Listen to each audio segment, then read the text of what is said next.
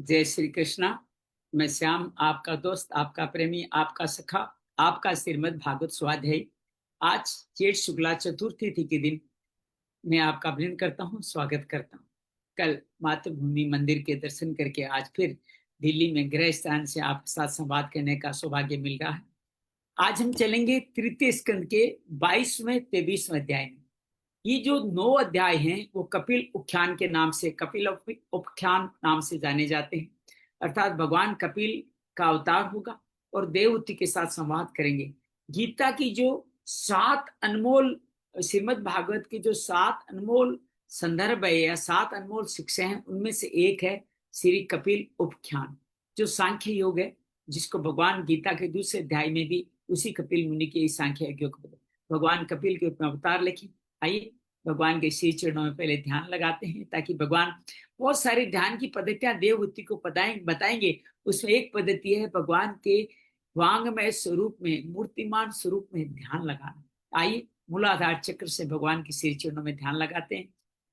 नमो भगवते वासुदेवाय, नमो भगवते वासुदेवाय, नमो भगवते वासुदेवाय, नमो भगवते वासुदेवाय, नमो भगवते वासुदेवाय, नमो भगवते वासुदेवाय, नमो भगवते वासुदेवाय।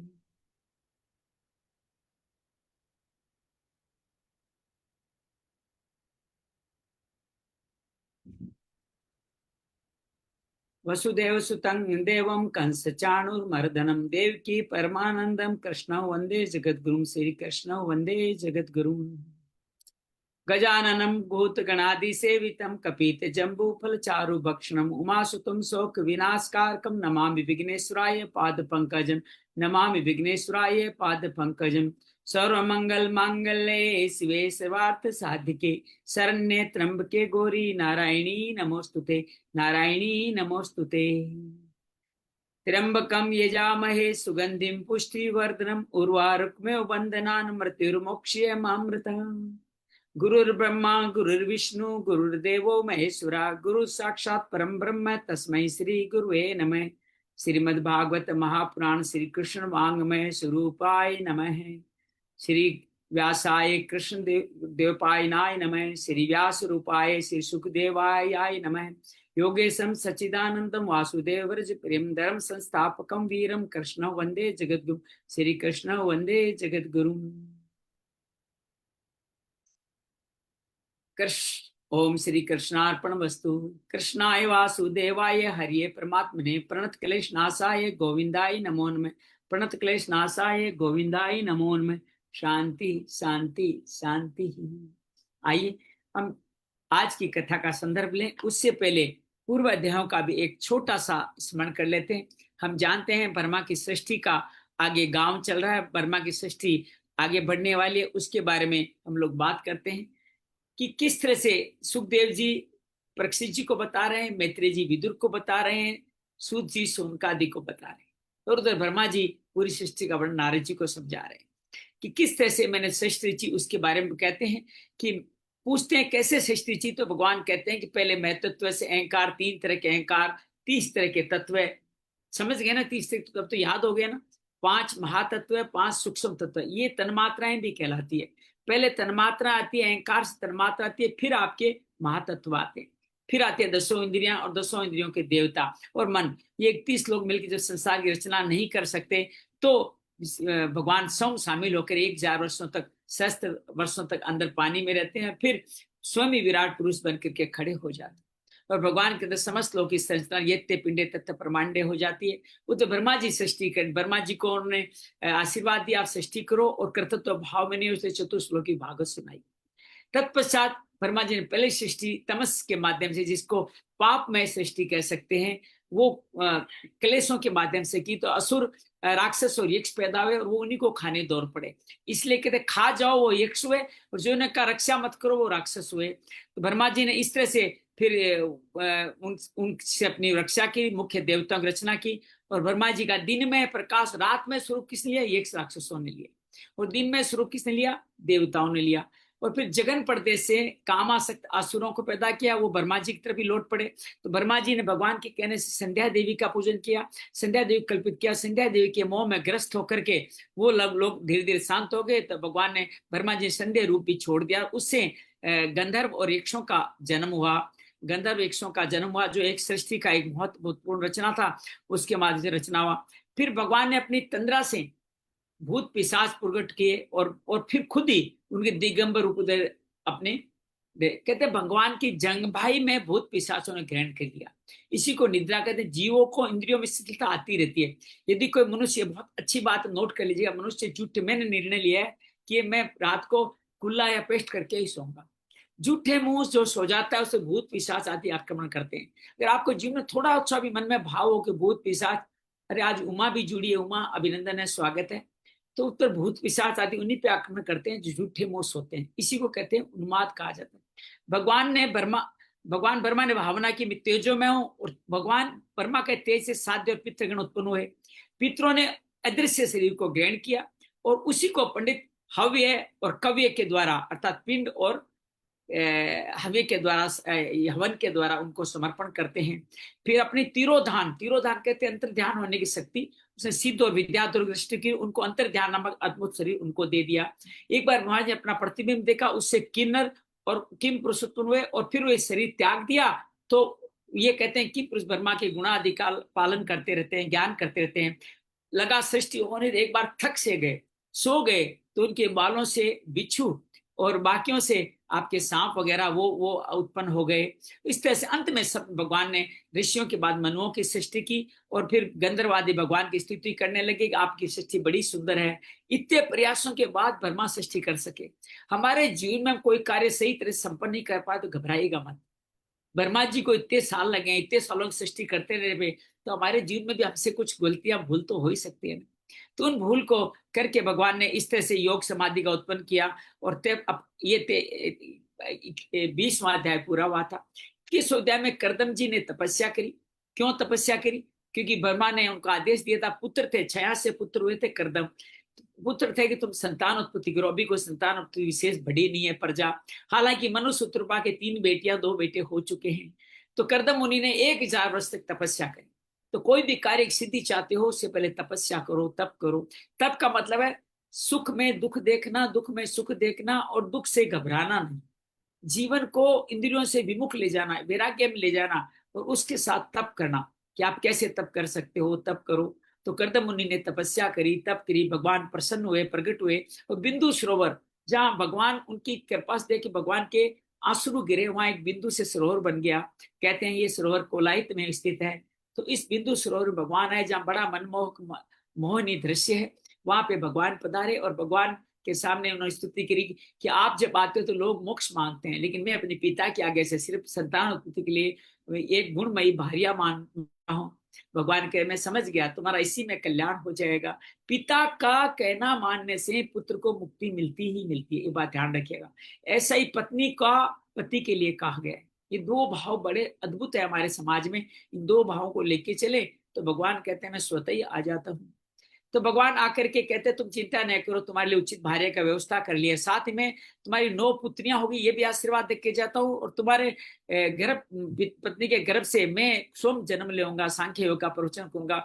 इस तरह भगवान उनके करताते हैं, और वो बड़ी सुंदर साधना करते हैं। मकड़ी की तरह आप इस संसार को बनाते हो, खुद ही बन जाते हो, और खुद ही बाद में नष्ट कर देते हो। तो आप योग माया सबका संहार करते हो। तो इस तरह से भगवान की बड़ी समझ। तब 3 दिनों बाद में वहीं पे उस स्थल पे मनुष्य उत्तरपा देवउति को लेकर के आ जाते हैं। और उस देवउति में आकर के अब ये ऋषि करदम मुनि तप करके थे, कोई अहंकार नहीं, कोई घमंड नहीं। मनुष्य उत्तरपा जो राजा है उनकी भी स्तुति करते हैं कि आप कितने कल्याणकारी, आपके कारण ही जगत चल रहा है, आपके उपद्रवी व्यक्ति शांत है, मैं आपको बार बार प्रणाम करता हूँ। और आप मनुष्य कहते हैं कि मैं आपसे पूछता हूँ, आप नहीं, पहले करदम जी पूछते हैं आपका आगमन किस प्रयोजन से, जो भी आगे निष्कपट भाव से स्वीकार करूंगा। इस तरह से ये वर्णन करते हैं। अभी तक हमने इस कर्ण सुना। अब देवहूति के साथ जो तीसरी बेटी को लेके आए थे, उसका कर्दम प्रजापति का विवाह होगा। नमो भगवते वासुदेव। आइए विवाह की तैयारियों के लिए चलते हैं। मैत्री उवाच है एवमाविष्कृता से गुण कर्मोदयो पुनिम सर्विड एवं तैसम्रागुत पार्थम उवाच है। विदुर जी, इस प्रकार कर्दम जी ने मुनि जी के संपूर्ण गुणों और कर्मों की श्रेष्ठता का वर्णन किया। और निवृत्त प्राणी मनु ने कुछ सचाकर का, ये निवृत्ति के प्राणी मनु है ना, अब निवृत्ति प्राण है, फिर भी संतान चाहिए क्योंकि पिता के लिए चाहिए। लेकिन आज के समय में बहुत सारे व्यक्ति अपने संतान उत्पन्न नहीं करना चाहते। मैं क्यों करूं, किस लिए करूं, कौन जिम्मेदारी लेगा। ये भौतिकता हिंदुओं में बढ़ती जा रही है। कल सनातन धर्म ने बहुत बड़ा काम किया है। इन सनातनियों ने बंगाल, जो भारत की एक पुण्य भूमि थी, जहाँ पे चैतन्य महाप्रभु हुए थे, भक्ति भूमि हुई थी, वहां से कल सनातन का एक परचम फैला है। पूरे बंगाल में से लेके आसाम तक सनातन धर्म का परचम फैला है। मैं कोई विशेष पार्टी विशेष का समर्थक या विरोधी नहीं, लेकिन मैं ये कहना चाहता हूँ कि वहां कुछ अनैतिकता हो रही थी। उस अनैतिकता का समाधान मुझे लगता है कलयुग इन घटनाओं से भी ठहरा है, और हम सब ने उसमें हवन किया, तभी ये कार्य हुआ है।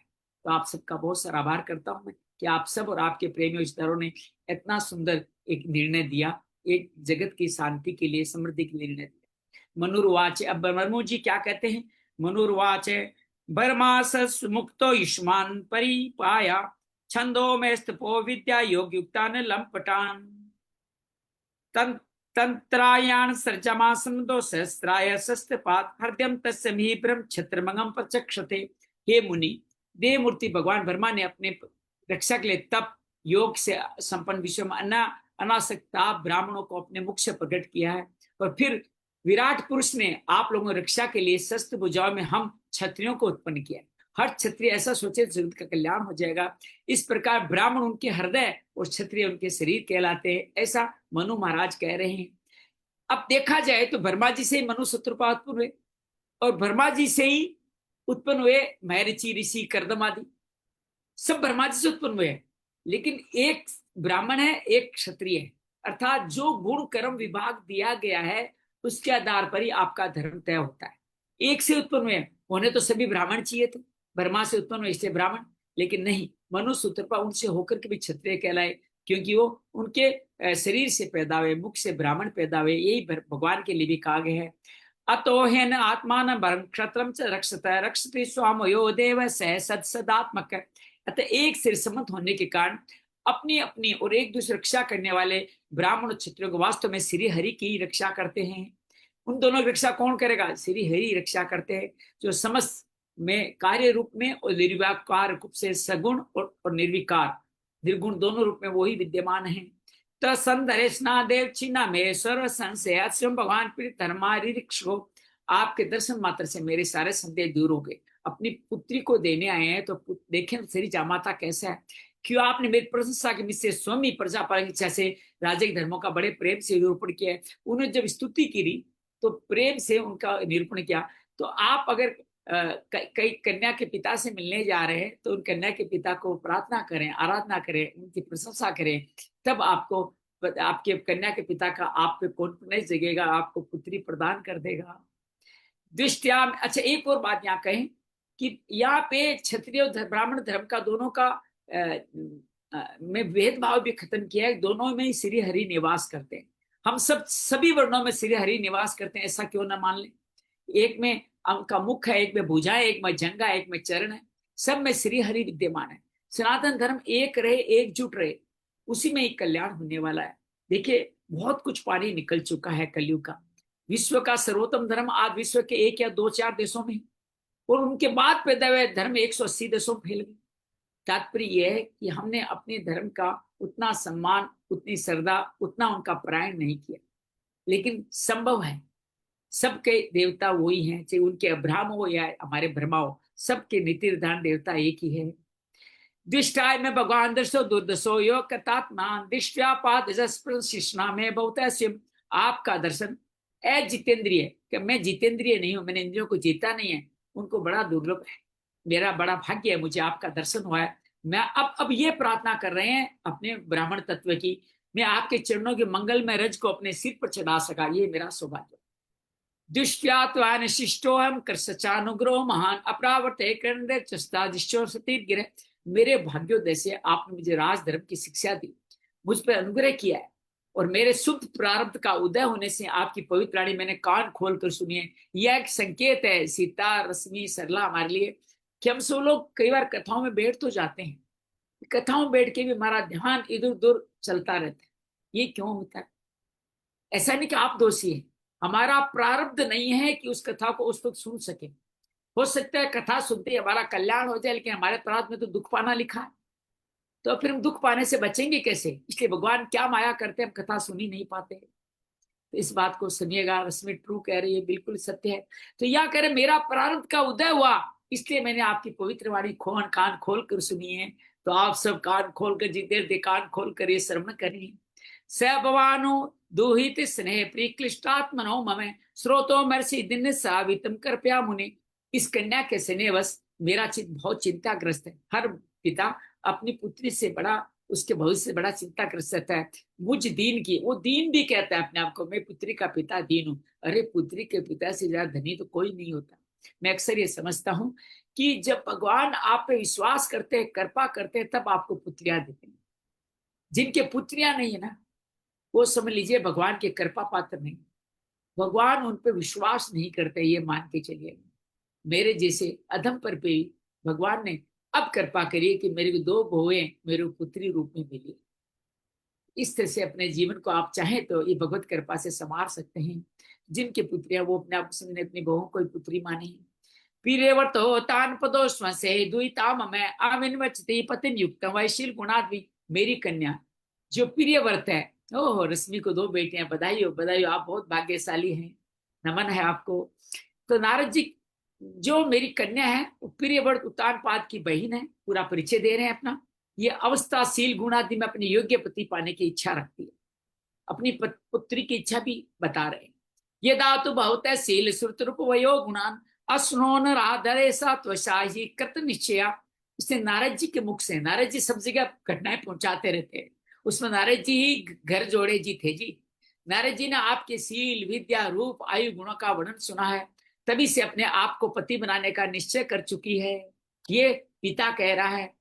तत्पचिशत विजाग्रे मां सर्दियो अप्रतमया सर्वात्मनुराप ग्रीमेदेशु क्रमसु।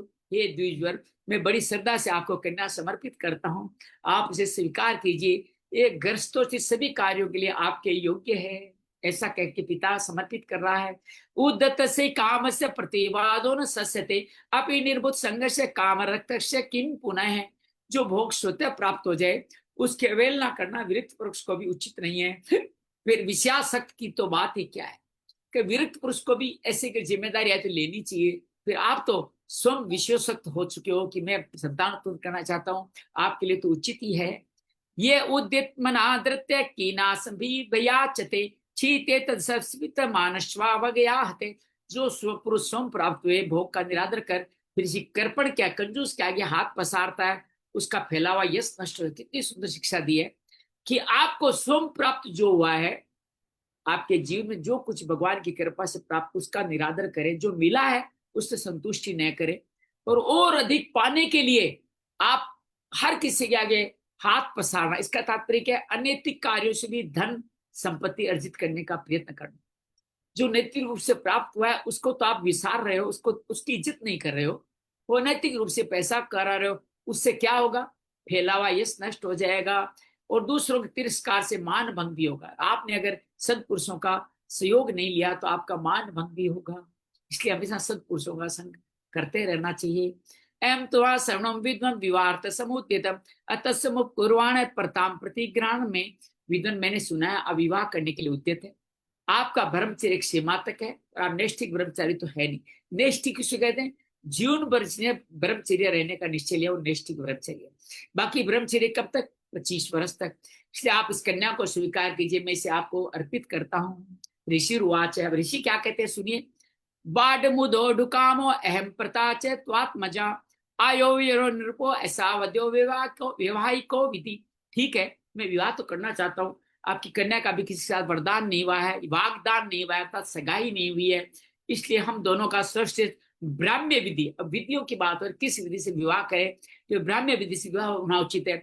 और जिन्होंने टीका लिखे उन्होंने बड़ो सुंदर शादियों का विवाह, मनुस्मृति में 8 प्रकार के विवाह है। भाई 8 प्रकार के विवाह समझ लेते हैं। एक ब्राह्म्य विवाह, जिसमें पिता अपनी मर्जी से अपनी पुत्री पुत्री को वैदिक विधि विधान से देता है। दूसरा देव, तीसरा आर्ष, चौथा प्रजापत्य, पांचवा आसुर, छठा गंधर्व। रुक्मिणी से ब्रह्मा जी ने कौन सा विवाह किया था? गंधर्व विधि से विवाह किया था। सातवां राक्षस और आठवां पिशाच। पिशाच कौन सा है? जो आजकल चल रहा है, चल चुका है, या धीरे धीरे भगवान करे खत्म हो जाए, जिसको कहा गया है कि ये लव जिहाद कर रहे हैं, वो पिशाचिक विवाह है। इनके लक्षण 30 अध्याय में हमें आगे चल के और देखने चाहिए। पहला सबसे श्रेष्ठ माना गया है, पिता योग्य वर की कन्या का दान करता है, ये पिता दान करता है, वो सबसे श्रेष्ठ कहा जाता है। और गंधर्व वाला पिता दान करे ना करे, पत्नी चाहती है कि मेरा ये पति हो, उससे समर्पण करती है, जैसे जैसे किया था रुक्मिणी जी ने। 16वां श्लोक, काम ऐसा तेस्या पुत्रा समागन विदो प्रतीत है कैव तनिया ना अद्रिय स्वयं काक्षिपतिम श्रीम राजन। वेदोक्त विवाह विधि में प्रसिद्ध जो गर्भनामी इत्यादि मंत्रों से वह काम संतान का मनोरथ है, वह आपकी इस कन्या के साथ संबंध करने से मेरा सफल हो जाएगा। आपकी अंक आते से आभूषण आदि की शोभा भी तिरस्कृत करिए, आपकी उस कन्या का कौन आदर नहीं करेगा। पिता के सामने ही पत्नी की प्रशंसा करनी शुरू कर दी है, आखिर उनको गृहस्थी चलानी है, इसके बिना गृहस्थी नहीं चलने वाली। याम हम पृष्ठे कौंदांक्षिंग शोभाम विकृता कंदुकर विक्षालाक्षिम विश्वास शून्य प्रतस्वात्माना विलोक समूह विमूढ़ चेता। और कैसे कहते, मैं इनके बारे में नारद जी मुझे सब बता चुके हैं कि एक बार अपने महल की छत पर ये बचपन में खेल रही थी, बचपन 10-12 साल, और गेंद के दौड़ने से उनके नेत्र चंचल होते, पैरों के पाजेब झनका रहे थे। उस समय जब ये घूम रहे थे, उसमें विश्वासु नामक एक गंधर्व था, वो अचेत होकर अपने विमान से गिर पड़ा। इतनी तो सुंदर है ये, अप्रत्यक्ष तारीफ कर रहे हैं पिता के सामने पुत्री की। ताम पार्थयन्ति ललनाललाम मसोविति श्री शरणैर दृष्टाम वत्सा मनोरुचपदा स्वसारम को नानुमने बुधो अभियता। यही वही इस समय यहाँ स्वयं आकर प्रार्थना कर रही है, वो स्वयं प्रार्थना कर रही है। कौन समझदार पुरुष से स्वीकार नहीं करेगा? ये तो साक्षात महाराज स्वयं भी मनु की दुलारी कन्या उत्तान पाद की प्यारी बहन है, ये रत्न के समान है। जिन लोगों ने श्री लक्ष्मी के चरणों की उपासना की नहीं की, उन्हें तो इनका दर्शन भी नहीं हो सकता। तो लक्ष्मी के चरणों की उपासना से सुंदर भार्या मिलती है, ये सूत्र नोट कर लीजिए। लक्ष्मी के चरणों की उपासना से सुंदर पत्नी मिलती है। सुंदर मतलब योग्य, समृद्ध, सम्मानजनक, लक्षण युक्त पत्नी मिलती है। अतो बजिसे समयन साध्वम याव तेजो ब्रव्या आत्मा में अतो धर्मान पारमश्य मुख्यान शुक्लो प्रक्तान बहुमने मिश्राम। मैं आपकी शादी कन्या को अवश्य स्वीकार करूंगा, लेकिन एक शर्त होगी मेरी, जब तक किसी संतान न हो जाए तब तक कि मैं ग्रस्त धर्मानुसार इसके साथ रहूंगा। इसके बाद भगवान के बताए हुए संन्यास प्रदान हिस्सा रहित सम आदि धर्मों को अधिक मूल दूंगा। आप शादी से पहले उनके पिता को, पत्नी को बता दीजिए कि आप जीवन कैसे जीने वाले हैं, कि गृहस्थ धर्म का मूल दायित्व है संतान उत्पन्न करना और उनके लिए उचित व्यवस्था करना। मैं तब तक गृहस्थ धर्म में रहूंगा, उसके बाद में संन्यास धर्म में चला जाऊंगा। ये बात आपको स्वीकार हो तो आप विवाह करें। ये तो अब विश्वामिदम विचित्रम संस्थास्ते ये तो भाव तिष्ठते प्रजापति राम पुत्र स्वयं परम ब्रह्मांड भगवान अनंत है, जिससे विचित्र जगत की उत्पत्ति हुई है, जिनसे लीन हो जाता है, जिसके आश्रय से स्थित है। मुझे तो प्रजापतियों के प्रति भगवान श्री अनंत ही सबसे अधिक मान्य है, अर्थात मैं इनसे अधिक किन्हीं को मानूंगा चाहूंगा तो वह भगवान अनंत, मैं उनके पास जाना चाहूंगा। तो ऐसी पहले ही अपनी प्रार्थना रख देते हैं। मैत्रेय वाच है सौगर्दन मैन्य देवा भवावसे आसीत तृणी मरी विंद भानाम बिंद्रो प्रणय समिति शोभितेन मुखेन चेतो लुलुबी देव हुत्याहा। प्रचांड धनुर्धर विदुर मैत्री जी ऐसा कह रहे। कृदन जी केवल इतना ही कह सके, फिर हृदय में भगवान का कमल नाप जहां से ब्रह्मा जी उत्पन्न हुए, जहां उनकी भी सृष्टि हुई थी, उसका ध्यान करते हुए मौन हो गए। उनके मंद हास्य मुख कमल को देखकर देवहूति का चित्त और लुभा गया। ये ध्यान में बैठा संत सन्यासी कैसा है, इसके साथ कुछ पल गुजार लूं, इसकी भार्या बन के कुछ माता बन जाऊं, मेरे लिए तो इतना ही काफी ऐसा। और बाकी व्यवस्था तो करने वाले। इतना कॉन्फिडेंस हर पत्नी को अपने पति में होना चाहिए। विश्वास कीजिएगा, पति उतना ही समृद्ध है जितनी पत्नियां उनमें कॉन्फिडेंस समृद्धता देखती है। बहुत सारी पत्नियां पति को, आप सब तो बहुत भले लोग हैं, बहुत सारे लोग ऐसे हैं जो पत्नियां पति को दुत्कारती रहती है, तेरे से कुछ होने वाला नहीं है, तू कुछ करने वाला नहीं है। जो ऐसा कुछ कहती है ना, उनके पति सचमुच कुछ नहीं कर पाते। जो पत्नियां ऐसा सोचती है कि उनके पति सक्षम है, समृद्ध है, मेरे को विश्व में नारायण रूप में वो मिले हैं, परमात्मा स्वरूप मिले हैं, तो उनकी रोज प्रार्थना आराधना उनके पर कॉन्फिडेंस जताती है ना, उनके पति जीवन में पत्नी की जो भी इच्छा है उस सबको पूर्ति करने लायक साधन जुटा ही लेते। ये सूत्र दाम्पत्य जीवन का याद रखिएगा, बहुत आनंदमय सूत्र है।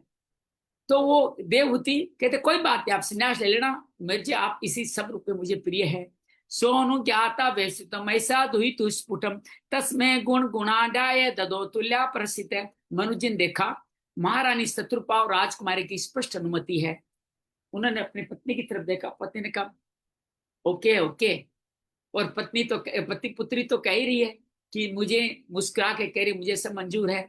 तो कर्दम जी को अपनी गुणवती कन्या का प्रसन्नता पूर्वक उन्होंने दान कर दिया। कर्दम देहूति विवाह संपन्न हो, ओम कृष्णार्पण वस्तु। ऐसे विवाह संपन्न हो गया।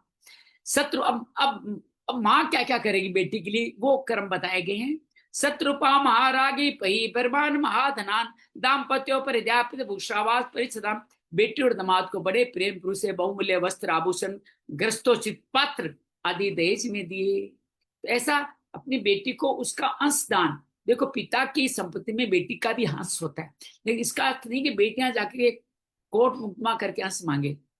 बहुत बार पिता के पास कुछ नहीं भी होता है तो बेटियों के लिए कहीं से ला करके भी दान देता है, उनको दहेज देता है। तात्पर्य है कि पुत्रियों को जो दिया जा रहा है वो एक अलग है, उसको संपत्ति से कोई रिश्ता नहीं, कई बार संपत्ति से कई गुना ज्यादा भी देता है और जीवन भर भी देने का संकल्प लेता है। तो इस तरह उन्होंने दहेज में भी सामान दिया।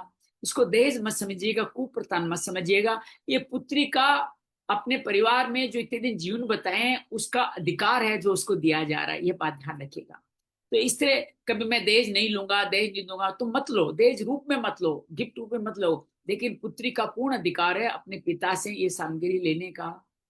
परताम दुहितम स्मरा सदक्षागत व्यथ उपग्रम च बाहुव्यो उत्कटयोन्मथि सा सह आसक्तो वस्त्र मुंचन वाष्प कला मुह आशीचन दम वस्ते थे नेत्रोद्रोति सिखा। इसका सुयोग्य वर को अपनी कन्या देकर महाराज मनु निश्चिंत हो गए। चलती बार उनका योग सही निकल, उन्होंने उत्कंठावश अपनी छाती से अपनी बेटी को लिपटा लिया, बेटी बेटी कहकर रोने लगे। देखिए एक बात और, पिता को बेटी ही समझती है, और पिता का अगर जीवन में कोई कुछ होता है तो बेटी होती है। माफ कीजिएगा, मैं पत्नी और पुत्रों से श्रेष्ठ बेटी को बता रहा हूं। माँ को बेटे याद करेंगे, बेटी पिता को याद करेगी। जिनकी बेटी नहीं वो पिता सिर्फ गम के आंसुओं को जीवन भर पिता ही रहता है, उसके जीवन में कभी सुख शांति नहीं आती। वो जिनकी बेटी हो उसके लिए उसके द्वारा की गई स्नेह की एक, पिता की तरफ मुस्कुरा के देख लेती है ना बेटी, पिता के सारे दुख हर जाते। और जो पिता बिना बेटी, मैं इसको निपुत्ता कहूंगा, बांझ कहूंगा उस पिता को जिसके बेटी नहीं, वो पिता जिसके पास बेटी नहीं है वो जीवन भर दुख तकलीफों में रहता है। उसको भगवान से निरंतर ये प्रार्थना करनी चाहिए, हे भगवान मुझे मोक्ष नहीं चाहिए, मुझे एक जन्म और देना कि तब मैं आपका कृपा पात्र बन करके किसी पुत्री का पिता बन सकूं। ये भाव जीवन में बनाइएगा। तो बेटी बेटी के रोने लगे, आंखों से आंसू की झड़ी लग गई और देवती के सिर के सारे बाल भिगो दिए।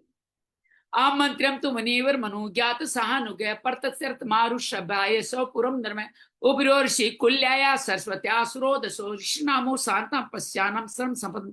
फिर मुनिवर कर्दम से पूछकर उन्हें आज्ञा लेकर के रानी से रथ पर सवार हुए और सेवकों से ऋषि कुल से सरस्वती नदी के दोनों तीरों पर मुनि के आश्रम शोभा देखते हुए अपनी अपनी राजधानी में चले गए। अब यहाँ दोनों पति पत्नी हैं। तमयान तम त्रिविद प्रभात प्रजा प्रजापति गीत गीत संस्तुति वातित्र प्रतिदुषी परिस्थिता। जब भरमवर्त राजा प्रजा को समाचार मिला उनके स्वामी आ रहे हैं, अत्यंत आनंदित होकर स्तुति गीत बाजे का अगवानी करके ब्रह्मावर्त है राजधानी, उस टाइम ब्रह्मा का ही सब कुछ था ना, तो आर्यावर्त अभी हम जिस धरती पर हैं उसको आर्यावर्त कहते हैं, उस वक्त जाकर ब्रह्मावर्त कहते, ब्रह्मा से ही बनाया हुआ था। राजधानी से बाहर आई वैस्मती नाम पुरी सर संपत्ति समन्विता रोमान संज्ञा विदुन, सब प्रकार संपदा ब्रह्मावर्त की नगरी का नाम है बहिष्मती, मनु की जो राजधानी है। पृथ्वी को रसातल से ले आने के बाद शरीर कंपाते समय सिरवा भगवान के रोम झड़कर जहाँ गिरे थे वहीं पे उनके क्या क्या हुआ आगे वाले श्लोक में बताएंगे। कुशा का साल एवं वर्च से रस्यो पराभाव यद स्नान यद गिरे। वे रोम जब भगवान के प्रति स्थापित करते समय पानी से आगे ऐसे झंझन आया ना तो उनके कुछ रोम बाल गिर गए। हरे भरे वाले कुश और काश हो गए जिनके द्वारा मुनियों ने यज्ञ में विघ्न डाले देव तो तिरस्कार भगवान रिंग पुरुषों की यज्ञ के द्वारा आराधना करी। तो ये जो कुशा जो है आपके ये नदी किनारे जो होती है वो भगवान वराह के रोम है इसलिए बड़े पवित्र है यज्ञ में इसलिए प्रयोग किए जाते हैं। कुश का समय बरिस्ता तर्त भगवान मनु अयजत यज्ञ पुरुषम लब्धास्थान ये तो महाराजा मनु ने भी वराह भगवान से भूमि रूप निवास स्थान प्राप्त होने पर उसी स्थान में कुश और कास जो पैदा हुए उनकी चटाई बिछाकर श्री यज्ञ भगवान की पूजा की थी। बरस्मती नाम निरुष्य समावस तस्याम पर तापत्रे विनाशकम। और जिस बृहस्पति पे मनु जी निवास करते थे त्रिपात नाशक भवन में प्रवेश किया। उनका भवन ऐसा था आदि देविक आदि भौतिक आध्यात्मिक कोई ताप वहां पहुंच नहीं सकता था ऐसा भवन में उन्होंने निवास किया। सब आर्य सत्य कामाना बुद्ध से न्याय विरोध संज्ञ मान सत्य की स्त्री भी सुर गाय के प्रवेशुमन बद्देन हरदासुमन हरे कथा।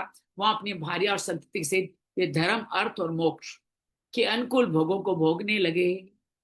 भोगने का मतलब काम हो ही गया। प्रातः काल होने पर गंधर्व अपने स्त्रियों से उनका गुणगान करते थे कि मनु जी उनमें आसक्त नहीं होते थे।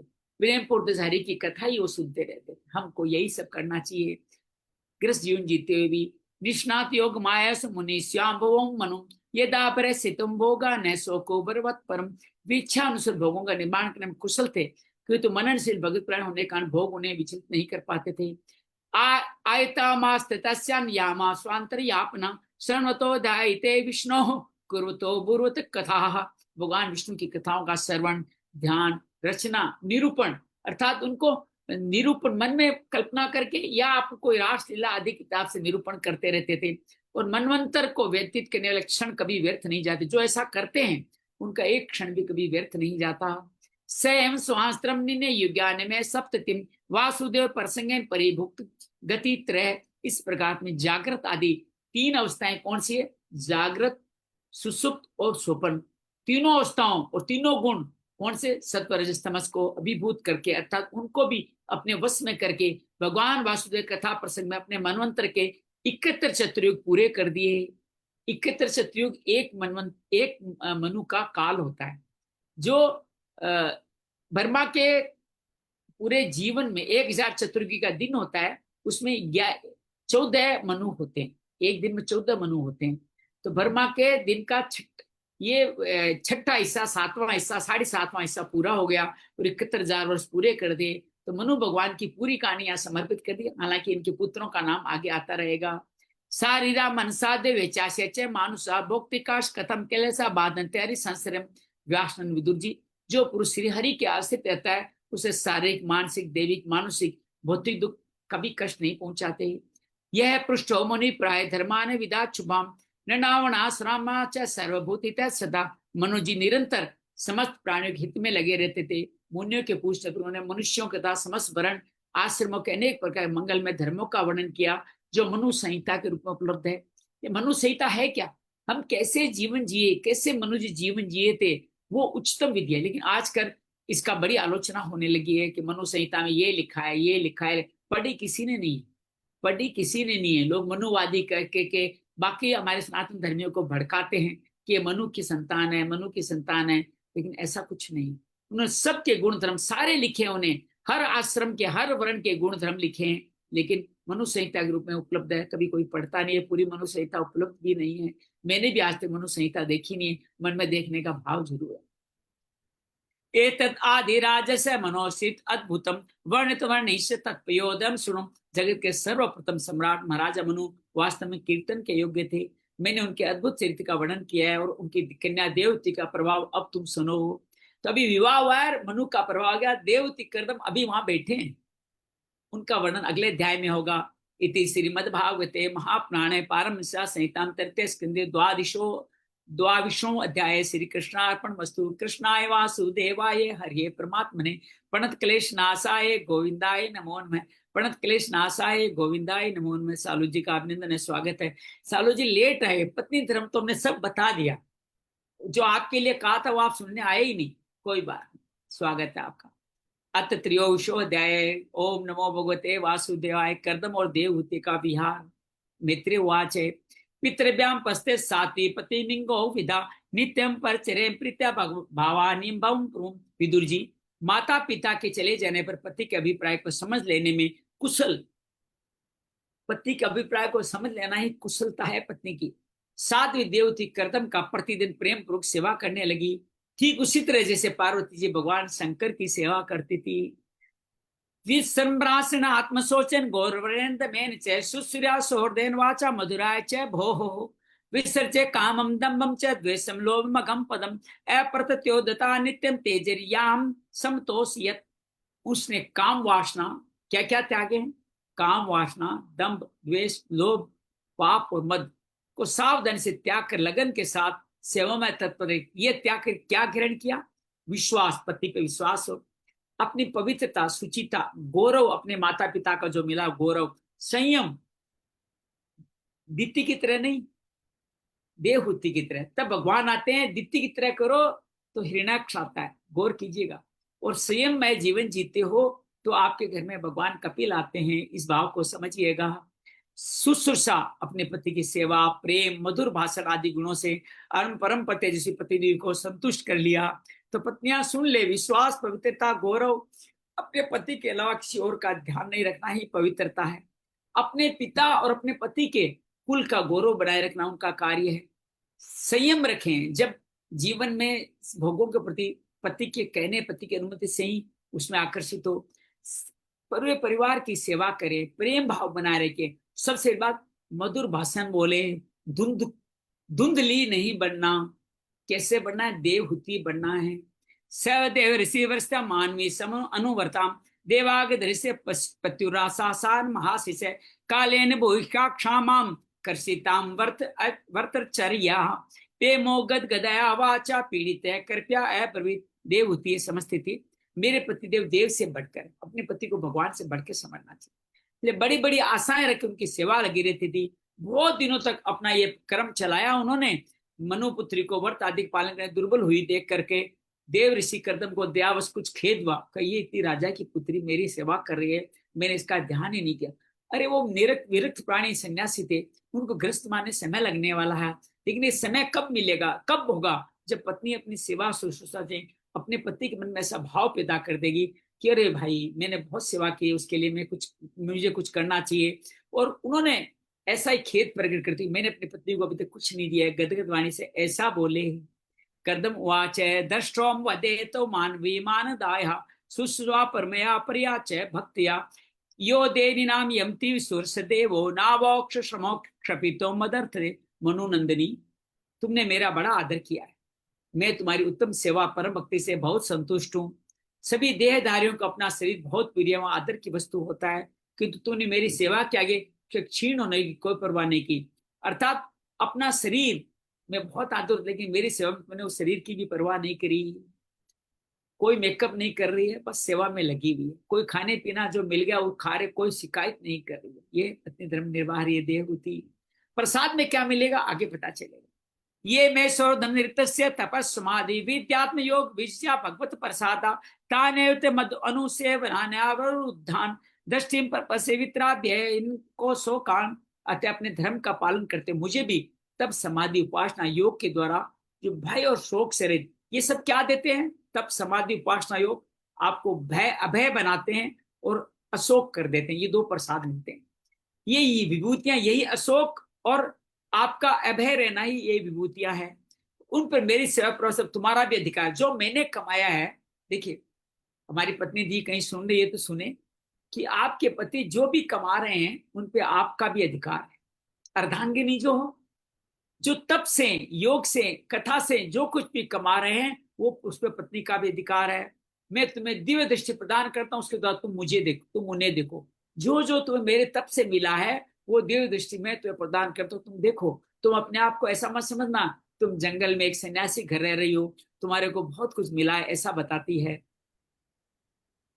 अन्य पुनर्भगवतो भुरु उद्रिंजम भय विम्बरस्थित तार्तरचना की मुरुकमस्य सिद्धासी वंशो विवान निर्जन धर्म दोवान दिव्यान है दुर्गा धीरान रपनि की क्रिया भी। जितने भी भोग है वे तो भगवान श्री हरि के भरकुटी विलास मात्र नष्ट हो जाते। ये जितने भोग सामग्री आप इकट्ठे करो ना, टीवी, एसी, फ्रिज, बड़ा मकान, बड़ा विमान, ये जो भी खाना पीना, बाहर के खाने पीने मंगाना, होटलों में खाना पीना, ये जो भी करे ना, ये भगवान हरि के ऐसे ऐसे ऐसे करते हैं भ्रुकुटी, ये भ्रुकुटी विलास, ऐसे भ्रुकुटी विलास से नष्ट हो जाते हैं, इतने नष्ट प्राय है। अतः वे इनके आगे कुछ भी नहीं है। जो मेरे पास है उसके आगे ये विलास कुछ नहीं है। तुम मेरी सेवा से भी कर्तार्थ हो गए हो, अपने पतिव्रत धर्म का पालन किया है, ये दिव्य भोग तुम्हें प्राप्त हो गए हैं, तुम इन्हें भोग सकती हो। हम राजा हैं, हमें सब कुछ सुलभ है। देखो एक ब्राह्मण सन्यासी क्या कहते हैं, हम राजा हैं। इसका जो अभिमान आदि विकार है उनके रहते मनुष्यों की दिव्य भोग प्राप्ति होना कठिन है। अगर आप राजा ये सोच लें मैं इतना बड़ा हूं, मैं अहंकार हो, तो दिव्य भोग नहीं मिलने वाले। दिव्य भोग क्या है, ये तप से मिलने वाली आभा, चेहरे पे शांति, मुस्कान, ये आपके दिव्य भोग हैं जो आपको अभिमान से नहीं मिलने वाले। एवं पुराण मकमाय खिल योग माया विदा विचक्षण मवेक्ष गताधीरासित संप्रक्ष्य प्रणवील्या गिरे गिरिडावलोक कवलि सदसिता ना ना है। कदम जी के इस प्रकार करने से अपने पतिदेव को संपूर्ण योग माओ विदम कुशल जानकर उस अबला की, जो अभी अबला सी हो रही थी, सबला हो गई, उसकी सारी चिंता दूर हो गई। उसका मुख है ना, किंचित संकोच वाली मुस्कान और मधुर मुस्कान से खिल उठा।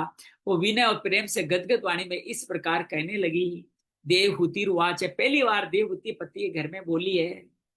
राधम बदन द्विजेत दमोग योग है मायादपित्वे विवो तदर्वे निभत है यस्ते अभ्यासी समय संकृत संगो व्याद गिरसी गुणम परसो सतीना। ये द्विश्रेष्ठ, ये स्वामी, मैं जानती हूँ कभी निष्फल नहीं होने वाली योग शक्ति और त्रिगुण शक्ति माया का अध्याय रखने वाले आपको सब ऐश्वर्य प्राप्त है। किंतु प्रभु, आपने विवाह के समय प्रतिज्ञा की थी कि गर्भाधान होते तक तुम्हारे घर सुख का उपभोग करूंगा, उसकी अब तो पूर्ति कर दीजिए। मतलब जब उन्होंने कहा तब मांगा, ऐसे नहीं मांगा मेरे लिए ये नहीं लाए, वो नहीं लाए, मेरे पिता के घर में ये था, मैं राजा की बेटी थी, तुमने मुझे दिया ही क्या है, ऐसा नहीं कहा। जब उन्होंने कहा खुश होकर के मैं तुम्हें सब कुछ देना चाहता हूं, तब कहा, याद दिलाया, आपने कहा था ग्रस्त धर्म की पूर्ति करोगे, श्रेष्ठ पतिव्रता संतान प्राप्त होना पतिव्रता स्त्री के लिए महान लाभ है। तो पतिव्रता स्त्री का कहाँ ईश्वर तुल्य भाव कैसे आएगा, उनके पुत्र होगा। आज के समय में महिला शक्ति को समानता देने की बात की जाती, लेकिन महिला भगवान का स्वरूप लेके आती है, वो ऑलरेडी श्रेष्ठ है। अब जितनी उनको समानता देने का प्रयास करेंगे उतना ही उनको नीचा लाएंगे। वो अगर धन कमाने बाहर जाती है, अनेक पुरुषों के साथ वार्तालाप करती है, बातचीत करती है, या भोग सामग्री में लीन होती है, या पति का कहीं न कहीं तिरस्कार जाने अनजाने कर देती है, ये पत्नी का बराबरी का तरीका नहीं है, ये पत्नी का नीचे गिरने का तरीका है। पत्नी सबसे बड़ी है, श्रेष्ठ है। अभी तो गृह मालिनी होती है, फिर पति तो नौकरी करके आते हैं, कौन खाना बनाएगा, चलो बाहर से मंगा लेते हैं। ये जीवन पत्नी के रहते जीता है कोई पति, तो पत्नी के लिए अभिशाप है। पत्नी को चाहिए कि अपने धर्म का पालन कर, बदले में सब कुछ मिलने वाला है।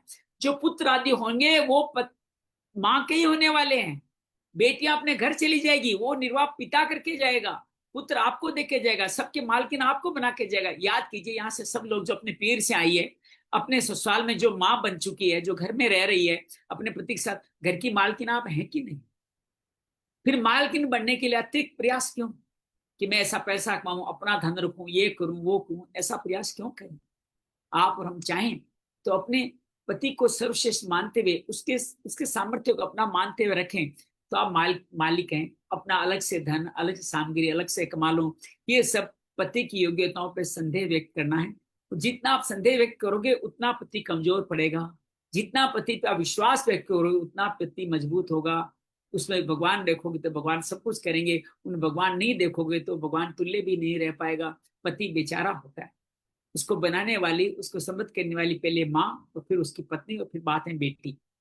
तीन ही व्यक्ति हैं जो पति को भगवान के अलावा सहारा दे सकते हैं। माँ जो उनको बेटा करते उत्पन्न करती है, पत्नी जो उसको सम्मान देती है, बेटी जो उसके सर पे उसके गले लग करके उसके दुख को हर लेती है। तीन ही जीवन में उसके भगवान के अलावा तीन ही हैं जो उसके आधार होते हैं। उनमें से एक आधार, मुख्य आधार पत्नी के हट जाए या पत्नी कहीं अलग तरीके से ले जाए, उस पति का जीवन कैसा होगा आप समझ सकते हैं। तो इस तरह से उन्होंने पति से संतान प्राप्ति की मांग करी। तत्र कृतमुपोषक्ष यथोपदेश कर्षितो तेन सया आत्मा सिद्धयन्ते कृतमनो भवर्तिष्ठाय तेनस्तिस भवनं सदस्य विचक्षु। हम दोनों के समागम के लिए शास्त्र के अनुसार जो कर्तव्य उसका आप उपदेश दीजिए। रीति के अनुसार नहीं, अभी कभी करो नहीं, जो उचित हो वो उपदेश दीजिए। थोड़ा उबटन गंध भोजन उपयोगी सामग्रियां भी जुटा दीजिए। प्यार से कह रही है, जिसे मिलन की इच्छा से अत्यंत दीन दुर्बल हुआ मेरा शरीर आपके योग्य हो जाए। आपकी बढ़ाई हुई काम योजना से मैं भी पीड़ित हो रही हूँ। आपने कहा था संतानोत्पत्ति करूंगी, स्वामी इस कार्य के लिए उपयुक्त भवन मिल जाए, इसका भी विचार कीजिए। पत्नियां एक समय के बाद क्या मांगती है कि एक भवन तो हो जाए जिससे मैं घर, मेरे बच्चे होंगे, पुत्र होंगे, वो कहाँ रहेंगे, ऐसा निवेदन करती है।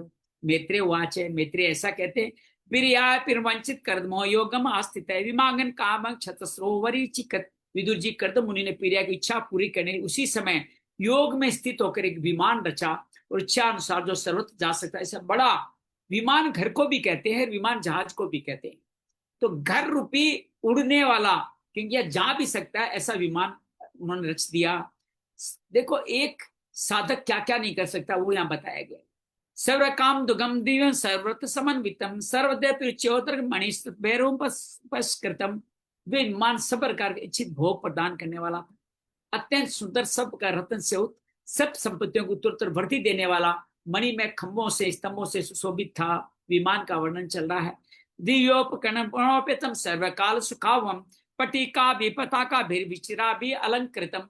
वह सभी ऋतुओं में सुखदायक था। उसे सब जगह दिव्य सामग्री रखी हुई थी। चित्र विचित्र रेशमी झंडियों और पताकों से सजाया हुआ था उस विमान को। संग विचित्र माला भीर्जे मुसी उत्संज जंग भी दुकुल क्षोम कोसेरा वस्त्र विराजितम, जिसमें भ्रमर मधुर रूप से गुंजार कर रहे थे। रंग बिरंगे पुष्पों की माला, भ्रमर होंगे वो माला होगी, वहीं पुष्प होंगे। अनेक प्रकार सूती रेशमी वस्तुओं अत्यंत शोभायमान लग रहा था। उप्रिय भी विनश्लेषु पृथक पृथक छिक्ते कसीपू भी कांतम पर्यंकम चाय नासने। एक के ऊपर एक बनाए हुए कमरों में, अर्थात कई मंजिलें थी उसमें, अलग अलग रखी हुई सैया, पलंग, पंखे, आसन के कारण बड़ा सुंदर दिखाई देता था विमान। तत्र तत्र विनिक्षात्मना शिल्पोपशोभितम महामरकत सलतया जुष्टम विद्रुम वेद भी। दीवारों में शिल्प रचना से अपूर्व शोभा थी। पन्ने का फर्श, मरकत कहते हैं पन्ने को, मूंग को, बैठने के लिए मूंगे की वेदियां बनाई गई थी। द्वासु विद्रुम देला भात्रम वज्रक पाटवत है शिक्रेशु निलेनेशु हेम कुंभेरेदी अस्त्रितम। मूंगे की ही देलियां थी, उनके द्वारों पे हीरों के किवाड़ थे, और इंद्रनील मणि के शिखरों पर सोने के कलश रखे हुए थे, उसके शिखरों पर सोने के कलश रखे हुए थे। चक्षुपतरागा बिरगे बितिशु निर्मते जुष्टम विचित्र वेता मेरी हाथी में तोरणे। उसके हीरे की द्वारों में बढ़िया लाल जड़े हुए थे, ऐसे जान पड़ते थे विमान की आंखें। उसके रंग बिरंगे चंदोए बहुमिले सुनहरी बंधन वारों से सजाया हुआ था। ये सब क्या है? एक तपस्वी का ऐश्वर्य है कि तपस्वी क्या क्या नहीं ले सकता। हंसा पारादवास्ते तत्र निकुचितम कृतिमान मन्यमान स्वान दिर्वा भी द्वितीय। और कहते हैं कि उनके मन में जहां सा कृत्रिम हंस कबूतर पक्षी बनाए गए थे, लेकिन बिल्कुल सजीव जैसे दिखाई देते थे, और उनको सजाते समय बहुत से हंस और कबूतर उनके बाजू में आके बैठ के अपनी बोली बोलते थे। युआर स्थान विश्व संस्कृत प्राण चांगिरे राथोपजो समृद्धि विश्वान आत्मतान सुविधा अनुसार उसमें क्रीड़ा स्थली, अर्थात जहाँ खेल सको, शयन गृह, बैठक, आंगन, चौक आदि बनाए गए थे। ये विमान स्वयं कर्दनजीम को विस्मत कर, अरे मेरे को भगवान ने ये सब कुछ प्रदान किया। खुद भी आश्चर्यचकित हो गए। इदुग्रम तपसे नाति प्रत्यन चेत सर्वभूता से यापी के प्राचुरत कर्दम स्वयं।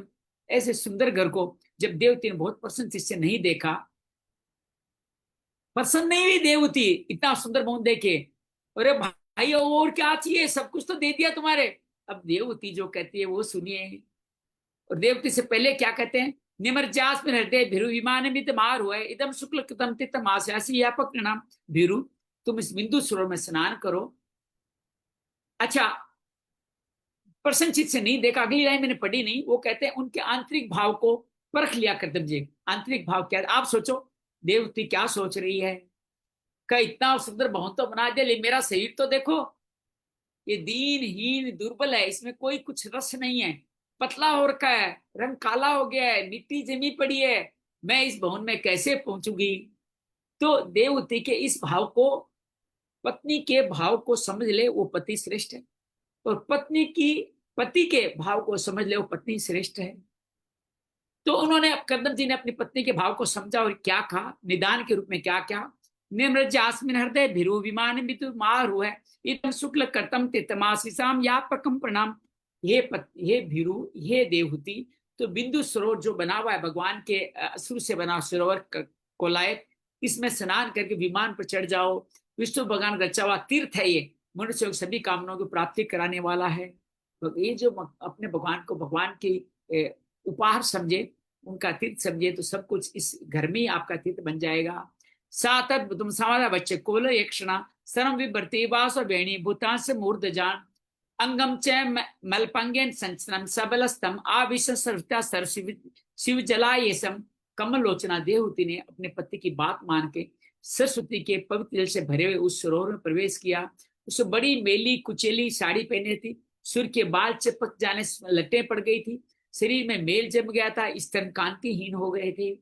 शांत सर से वे समस्त सताने दस्य कन्या का स्वाम की सर्वैस दसो उत्पल गंध है। सरोवर में गोता लगाने ने उनके भीतर एक महल में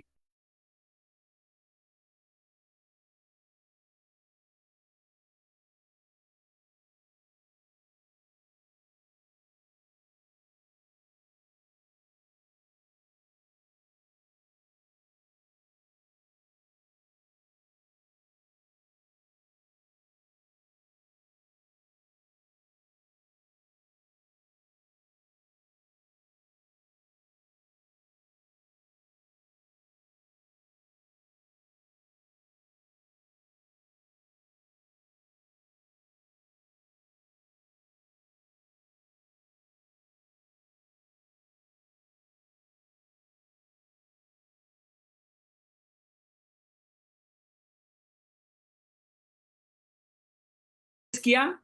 उनके कहने से देवहूति ने प्रवेश किया, देवहूति ने उसके अंदर प्रवेश किया, उस बिंदु सरोवर में प्रवेश किया। और प्रवेश करने के बाद क्या हुआ वो आगे की बता रहे हैं। उन्होंने सरोवर गोता लगाते देखा, उसमें 1000 कन्याएं दिखी उस सरोवर में। वे सभी किशोर अवस्था की थी, उनके सिर से कमल जैसी गंध आ रही थी, अर्थात 1000 दासियां मिल गई। ताम दृष्टास्ताय प्रोचु प्रांचले स्त्रिय वयम कर मरी स्तुभ्यम सिमने कर वाम किम।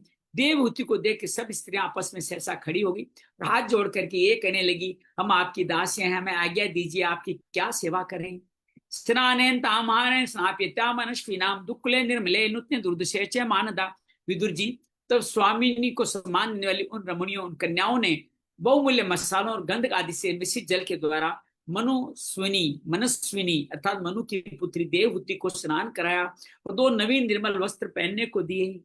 भूषणाने प्रार्थाने वरियांसी तुमंती च अनम सर्व गुणोपतेन पानम चेवाम अमृतासम। फिर उन्होंने बहुत ही मूल्य के बड़े सुंदर कांतिमान आभूषण, सर्वगुण संपन्न भोजन, पीने के लिए अमृत समान आसो अर्थात कुछ पीने वाले पदार्थ दिए।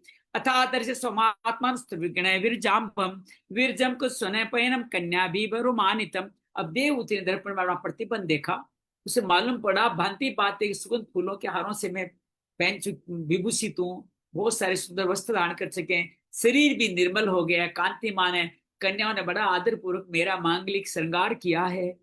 स्नातम का सिरम स्नान सर्वभरणाभूषितम निष्कय गिरिम वल्यम कुत्कांजन नूपुरम। उनको उसे सिर से स्नान कराया गया। स्नान के पश्चात आभूषण सजाए गए, गले में हार हुमेल, हाथों में कंगन, छमछमाते सोने के पाजेब सुशोभित हैं। श्रेणियो दृष्टिया कांजिया कांचना बहुरत्निया हारेण च महामण रुचेन च भूषितम।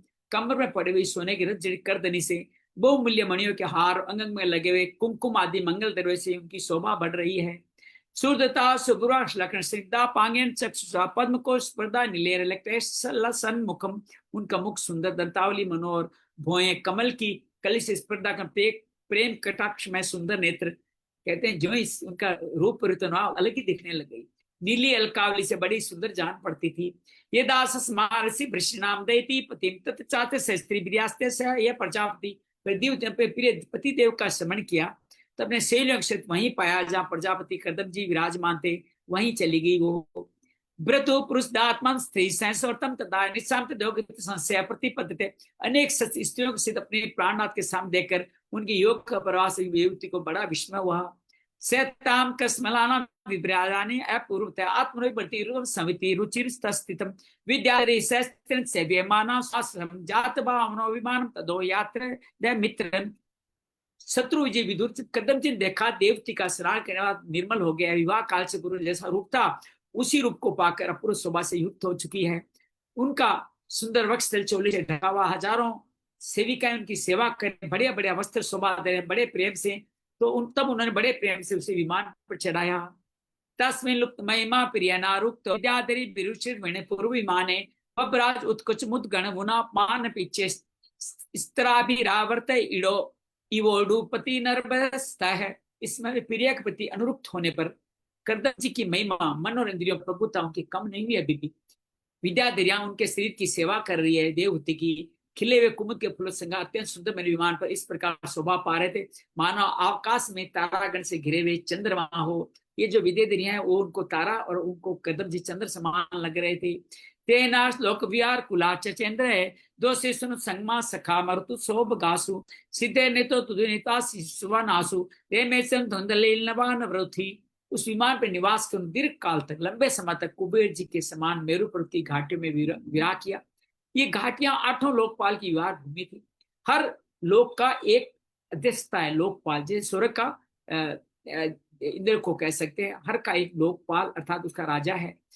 उन सब के विहार की जो भूमि थी वहां पे उन्होंने विहार किया। उस विमान में बैठ करके कामदेव को बढ़ाने शीतल मन सुमध वायु उनकी कमने शोभा का विस्तार करते हैं। श्री गंगा जी के सर्वलोक से गिरने की ध्वनि वहां गिरती रहती है। दिव्य पद्म धारक समुदाय उनकी सेवा में स्थित सिद्धगण वंदना करते थे। वे सुनंदने पुष्प भद्र के मानसिक तरते चैसरे में रामिया मत। इस प्रकार प्राण पिया देवती उन्होंने वेशर्मक सुरसन नंदन पुष्प चित्ररथ ये सारे ये समझ लो घूमने की जगह है। आपके ना पत्नी के साथ मैंने यहाँ हनीमून मनाने गया, वैसे ही करदम जी देवहूति के साथ यहाँ हनीमून मनाने गए। मानस सरोवर में अनुराग पूर्वक विहार किया। बारह सुना विमान काम गए न महेशा विमान का सारण कौंडे था निलय। उस कांतिमान इच्छा से चलने वाले श्रेष्ठ विमान पर बैठकर, विमान ऐसा नहीं पुस्तक विमान पहले था, यहाँ भी एक विमान की बात हुई है। तो जो कहते हैं विमान हमने उत्पन्न किया वो हमारे ग्रंथों को पढ़ ले। विमान यहाँ सदा से हैं, वायु के समान सभी लोग विचरते हुए करते विमान विहारी देवताओं से भी आगे बढ़ गए। किम दुरापादम तेसा पुसा मुदाम चेत साम वैराश्य पदस्त्र वैष्णाति है। विदुर जी उन्हें भगवान के बहुविहारी पवित्र पाद पद्यों का आश्रय लिया। तो घोर पुरुषों उन धीर पुरुषों के लिए कौन सी शक्ति दुर्लभ है। जो भगवान के हरि चरणों में ध्यान लगाए उनको सब कुछ मिल सकता है। ये ध्यान किया उन्होंने। व्यक्षित्या भुवो गोलम ये पत्नी स्वाति संस्थित्या ब्रह्माश्चर्य मायो समस्या निवृत्त। इस प्रकार महायोगी कदम सारा भूमंडल जो द्वीप परस आदि विचित्र रचना का बड़ा आश्चर्य प्रतीत होता अपनी प्रिया को दिखा करके हनीमून मनाते हुए अपने आश्रम लौट आए। नवदात्मा मानवी सुरसोत काम रामाम निर्मम वर्षनान गुमान पूर्वत है। फिर उन्होंने अपने आप को 9 रूपों में विभक्त किया। अपने आप को रति सुख के लिए अत्यंत उत्सुक मनु कुमारी देवहूति को आनंदित करते हुए उसका बहुत वर्षों तक विहार किया। किंतु उनका इतना लंबा समय एक मुहूर्त एक घड़ी के समान ही बीत गया। जब आपके आनंद में होते जैसे आपके साथ जब भागवत करता हूँ ना तो 1 घंटा मुझे लगता है एक क्षण के समान बीता है। इतना आनंद ये प्रदान करता है। तस्मान उत्कृष्टम संयामृति क्रीस्थिता न चाप्युतम तकालम पत्यापिचन संगता। उस विमान में रक्ति को बढ़ाने बड़ी सुंदर सेहा का आश्रय लेकर के प्राण रूपान पीड़ित देवहूति को इतना काल कुछ भी नहीं जान पड़ा। एवं विज्ञानुभाव दंपत्यो रणमाणियो सत्यम सत्यम काम लोकम श्रमियो नगम। इस प्रकार कामासक्त दंपति को अपने योग बल से सैकड़ों वर्ष तक विहार करते हुए कारण बहुत थोड़े समय में ही निकल गया।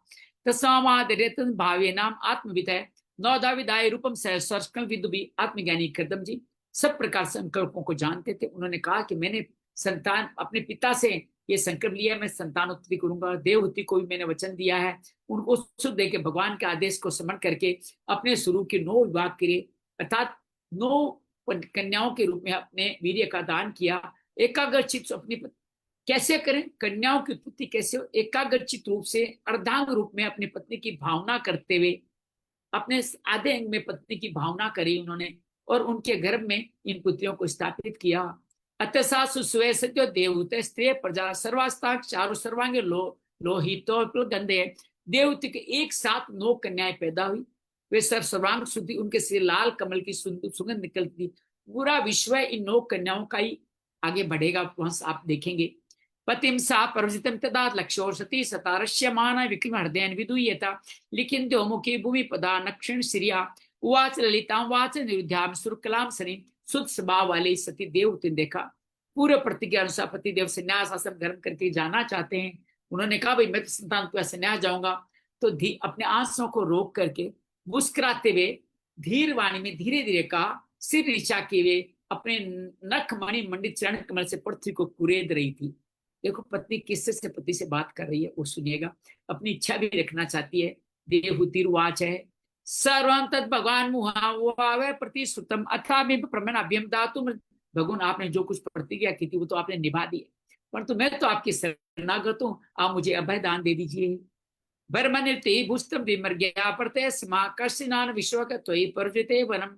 ब्राह्मण इन कन्याओं के लिए योग्य वर तो ढूंढने पड़ेंगे। आपके वन के जल में मेरा जन्म और शोक दुख भी कोई होना चाहिए। एक तो कन्याओं को विवाह करना है, फिर मेरा जन्म मरण का शोक कौन दूर करेगा, मेरे लिए भी तो कोई आप छोड़ के जाइए। ऐसी व्यवस्था पत्नी मांग सकती है, सन्यासी से ही मांग सकती है। एतावत आलम कालन व्यक्ति क्रांतियन में प्रभु इंद्रियात प्रसंग प्रतिक्तात परात्मन। पर वो अब तक परमात्मा विमुख होकर मेरा जो समय इंद्र से भोगने बीता है वो तो निरर्थक बीत गया। अर्थात जो विहार क्या, इतना महल, इतनी दासियां जो पल के समान गुजर गए, ये सब समय निरर्थक गया है। ये इंद्रिय सुख कामो शक्ति मेरे किसी काम नहीं आने वाला। अब पत्नी क्या मांग रही सुनिएगा। जो 60 वर्ष की उम्र में पत्नियां अगर ये न मांगे जो देवहूति मांग रही है कि ये सब निरर्थक गया, और भोग सामग्री मांगे मुझे और लाके दो और लाके दो, उन माताओं पे मुझे करुणा आती। इंद्रियार्थ सजनत्या पर सुंगसी में करता है अजानत्या परम भाव तथा प्रस्तित्व भय में। आपके परम भाव को मैंने जाना नहीं, इसलिए इंद्रियों के विषय में आपसे अनुराग किया। तथापि ये मेरे संसार भय दूर करने वाला ही होना चाहिए। आपका अनुराग भी संसार भय दूर कर सकता है। संगो या संस्थिर ये बताता है कि पत्नी अगर पत्नी में भगवान देखें तो उनके कैसा भी समय बताए उसका कल्याण हो जाएगा। संगो संस्थे तत्सुवीतो अधिया सैव साधु कृतो निसुभाय कल्पते। अज्ञान वश अष्टपुरुषों का किया हुआ जो संग संसार बंधन का कारण होता है वही सत्पुरुषों के साथ किया असंगता प्रदान करता है। गलत व्यक्ति के साथ करने से वो बंधन बन जाता है और सत्पुरुषों के साथ वो आपको असंगता अर्थात मुक्ति प्रदान करता है। नेत कर्म धर्माय न विरागाय कल्पते न तीर्थ प्रत सेवाय जीवनो मृतो ही से। संसार में जिन पुरुषों कर्म से न तो धर्म का संपादन होता है, न वैराग्य उत्पन्न होता है, न भगवान की सेवा संपन्न होती है, वो पुरुष जीते हुए मुर्दे के समान है। इससे ज्यादा क्या कहेगा। धर्म हम न करें, वैराग्य हमारे से उत्पन्न न हो, हमारे कार्य से भगवान की सेवा भी संपन्न हो, तो हमारा जीवन मुर्दे से अलग कुछ भी नहीं, खाली भोग सामग्री में लगे मुर्दे हैं। साम भगवतोनुवंचिता माया दृढ़ यत्वा विमुक्ति प्राप्य वृक्षे बंधना। मैं भगवान की माया से बहुत ठगी हो चुकी है मेरे साथ। मैं मुक्तिदाता पति को पाया फिर भी संसार बंध से छूटने की इच्छा नहीं की, ऐसा देवहूति कह रही है। लेकिन आगे कर्दम मुनि क्या करेंगे ये बात हम लोग कल करेंगे। इति श्रीमद्भागवते महापुराणे पारमहंस्या सहिताम तृतीय स्कंदे कपिलोपाख्याने त्रयोविंशोऽध्याये श्री कृष्णार्पणमस्तु। श्री कृष्णाय वासुदेवाय हरिये परमात्मने प्रणत क्लेश नाशाय गोविंदाय नमो नमः। तो ये तृतीय 23वां अध्याय संपूर्ण। आइए आराम से विराजित होकर के इस अध्याय का थोड़ा सा चिंतन करते हैं। आराम से विराजित हो जाइए, सुंदर सी चित्त मुस्कान हो, हृदय में श्री हरि जो भी कर्दम मुनि को आशीर्वाद देखे गए हैं उनका चित्र अभी भी बिंदु सरोवर के सुंदर उस आश्रम में उसकी मनोरम कल्पना अपने पूरे शरीर में कर लीजिए।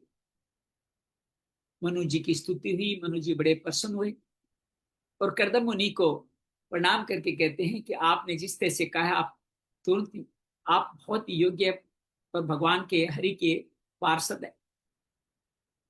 मेरी पुत्री देवहूति नारद मुनि से आपके बारे में सुन करके आपको अपना पति मान चुकी, कृपया इसको स्वीकार करें। कर्दम जी भी देवहूति की प्रशंसा करते हैं कि मैंने आपकी तारीफ नारद जी से भी सुनी है कि कैसे गंधर्व आदि भी आपके रूप को देख करके विमानों से नीचे गिर जाया करते हैं।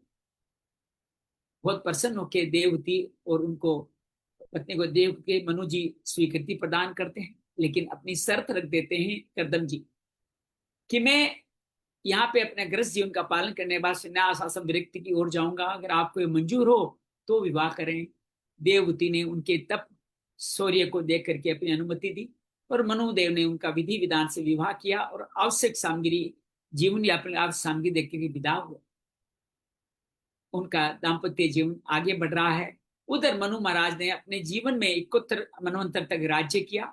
उनके 2 पुत्रों 3 पुत्रियों का ये बड़ा साम्राज्य 71 मनवंतर की आप समझें, 71 चतुर्युग की आप समझें तो बहुत बड़ा कार्य है। 43,20,000 का एक चतुर्युग, 43,20,000 को 71 से गुणा कर दीजिए। इतने समय तक मनु संहिता रचित करते मनु जीवित रहे थे, तो मनु ने पूरे संसार का शासन किया। उनके पुत्रों और पुत्रियों से पूरा संसार भर गया। और यहाँ पे मनु महाराज ने फिर अपने भगवान के श्री हर चरणों में अपना कार्य करके समाधि ली। और उधर देवहूति पति की बड़ी भाव से सेवा कर रही है। कई वर्ष बीत जाते हैं, शरीर मलिन हो गया, दुर्बल हो गया, लेकिन पति की सेवा में शुश्रूषा में कोई कमी नहीं आई। एक दिन कर्दम मुनि ने देखा कि ये जो माता है कितनी सेवा कर रही है, उसके प्रति दृष्टि उठा के देखा तो उनको मन में बड़ा ही ग्लानि हुई कि एक राजा पुत्री को मैंने क्या हाल कर दिया, मैंने कहा ध्यान ही नहीं रखा। तो उनको कहते हैं मैंने आपके साथ सही नहीं किया, मैं आपके साथ अब जीवन के आगे बढ़ना चाहता हूँ, आपको ने जो कष्ट पाया उसके लिए क्षमा प्रार्थी हूँ। देवहूति कहती है आपने ही संकल्प लिया था कि आप पुत्र प्राप्ति तक गृहस्थाश्रम धर्म को निभाएंगे, संतान की इस कामना को आगे बढ़ाइए। तुरंत ही वो इधर उधर देखती है और अपने शरीर को देखते हुए वो एक प्रार्थना करती है। तुरंत कर्दम मुनि अपनी योग क्रिया से एक विमान को उत्पन्न करते हैं जिसमें सारे सुख सुविधा के साधन विद्यमान थे। लेकिन देवहूति अभी प्रसन्न नहीं होती, उनके अंतःकरण को कर्दम समझ जाते हैं और उसके लिए कहते हैं कि तू बिंदु सरोवर में स्नान करो। जो ही बिंदु सरोवर में स्नान करने जाती है, उनको हजारों दासियां मिलकर के उसको सुंदर रूप में स्थापित कर देती है। फिर मन के भाव से ही वो उस विमान में चली जाती है और उस विमान को कई सालों तक, कई 100 वर्षों तक उस विमान में विहार करती है और पूरे जीवन का समस्त आनंद अपने पति के साथ भुगतती है। फिर पत्नी अपने आश्रम में आ जाती है तो पत्नी और पति दोनों आपस में संतानचर्या की चर्चा करती हैं और उनको भी अपने पिता को दिया वचन याद आता है और वो भी याद दिलाती है कि आपने संतान उत्पत्ति करने के लिए कहा था। अपने शरीर को 9 भागों में विभक्त करके 9 कन्याओं की वो उत्पत्ति करते हैं और उत्पत्ति करने के बाद संन्यास धर्म को निवृत्त होना चाहते हैं। देवहूति प्रार्थना करती है कि आप तो जा रहे हैं, 9 कन्या का मैं विवाह कैसे करूंगी, और आपके जाने के बाद में मेरा ये शोक अभय और अशोक मुझे कौन देगा। मैंने अपना जीवन आपके साथ में इन भोगों की प्राप्ति करने के लिए उनको भोगते बिता दिया, निरर्थक बिता दिया। आप जैसे तपस्वी साथ रखकर भगवान को निवृत्ति का मार्ग ढूंढती तो ज्यादा अच्छा होता, मैं तो ठगी गई।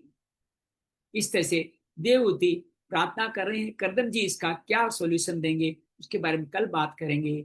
श्रीमन नारायण नारायण नारायण, बनो सुतरूपा नारायण नारायण नारायण, श्री कर्दम देवहूति नारायण नारायण नारायण, व्यास सुखदेव सूत जी मैत्रेय नारायण नारायण नारायण,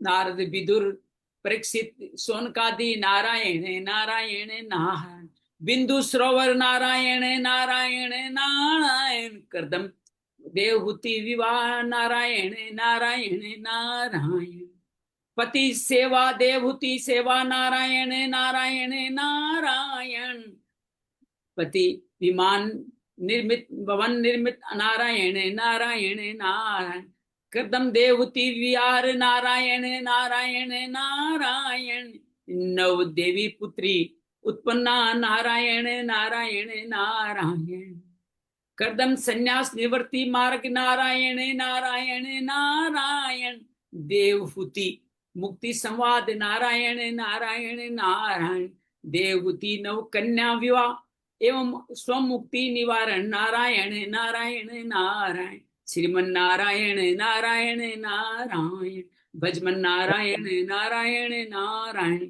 श्री कृष्णार्पणमस्तु। योगेशम सच्चिदानंदम वासुदेव धर्म संस्थापकम जगत गुरु कृष्णाय वासुदेवाय हरे परमात्मने प्रणत क्लेश नाशाय गोविंदाय नमः प्रणत क्लेश नमो नमः। गोविंदाय नमो नमः। शांति शांति शांति। उम्मीद है आपको ये प्रसंग रोचक लगा होगा कि किस तरह से देवहूति और कर्दम का विवाह हुआ और किस तरह से दोनों ने अपना दाम्पत्य जीवन जिया। और दाम्पत्य जीवन में पति का धर्म, पत्नी का धर्म, उधर माता पिता का धर्म, इन सभी को आपने अच्छी तरह से समझा होगा, जाना होगा। लेकिन अंतोगत्वा ये सार के रूप में ये लाया कि भोग आसक्ति में जहां आप जुटे हुए हैं उससे जीवन का कल्याण नहीं। ये जीवन के प्रारब्ध के कुछ पड़ाव मात्र हैं। इन पड़ावों पे आप किसी होटल में गए हैं तो होटल में जाके वहां ही थोड़ी रह जाएंगे, वापस घर तो आना है ना। अपने घर आ चलो, अपने घर लौट चलो। ये भोग सब प्रारब्ध के कारण मिले, उनका समाधान के जैसे करदम जी संन्यास मार्ग निवृत्ति के लिए जाना चाहते हैं, जैसे देवहूति कह रही है कि कन्याओं के विवाह के बाद में मेरा क्या होगा, मुझे भी निवृत्ति का मार्ग दीजिए। ये सब समाधान जीवन का यही सार है। इसी को समझे जाने तो अभय और अशोक जो दो सूत्र आज मिले वो हमें जीवन में भगवान प्रदान करने वाले हैं। आप सबका बहुत बहुत आभार, बहुत बहुत धन्यवाद। उम्मीद है आपको ये कथा अच्छी लगी होगी, आनंददायक लगी होगी। जितना कुछ मनोरंजक बनाने का प्रयास किया जा सकता था, कुछ सीख सके उस भाव के साथ आपको रखने का श्री हरि की कृपा से हमने इसको रखने का प्रयास किया। और कल हम देखेंगे किस तरह से देवहूति और कर्दम आगे चल करके उनके जीवन में क्या क्या होता है। क्या कल ही कपिल का अवतार हो जाएगा, ये हम देखने फिल्म वाले। लाएंगे कल। हाँ, कल कपिल का देवती संवाद कैसे होगा उसके बारे में हम लोग कल जानेंगे, तो आप बहुत अच्छी तरह से समझ सकते हैं। तो बहुत सुंदर तरह से हमने पति पत्नी धर्म को देखा है, उनको जाना है, समझा है। तो कल कपिल देव जी का जन्म हो जाएगा। तो कल हमारे इस में एक और अवतार होने वाला, कपिल देव अवतार होने वाला है। तो आप सबको अग्रिम बधाइयां। समय पे पधारिएगा 8:30 से 9:30, 1 या 2 अध्याय, जैसा हरी इच्छा होगी वैसा करने का प्रयास करेंगे। मंगल हो, मंगल हो, मंगल हो। मन में कोई बात हो तो आप कैसे।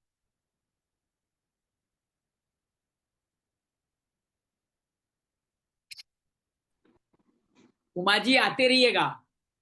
ठीक है, बहुत बहुत मंगल।